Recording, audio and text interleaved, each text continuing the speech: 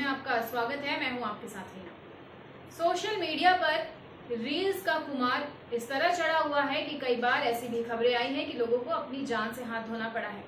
इस बार कुछ नया ही मामला सामने आया है। रील में डूबे हुए एक दुकानदार की दुकान में उसके रहते हुए चोरी हो गई। जी हाँ, दुकानदार अपनी दुकान में अपनी कुर्सी पर बैठा हुआ रील्स देख रहा था और मौका देखकर चोर ने वहां हाथ साफ कर लिया और गले में से पैसे चुरा लिए।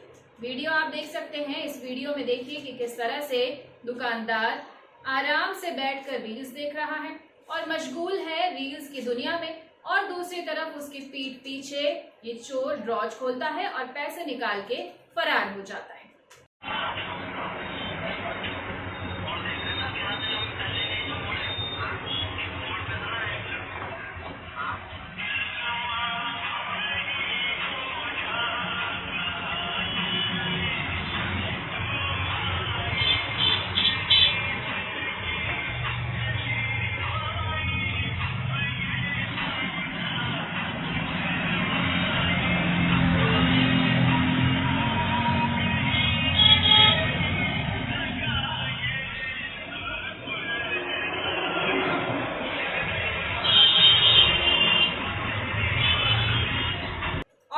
फिलहाल इतना ही। अपडेटेड रहने के लिए हमारे चैनल को सब्सक्राइब कर लीजिए और नोटिफिकेशन के लिए बेल आइकन दबाना ना भूलें। नमस्कार।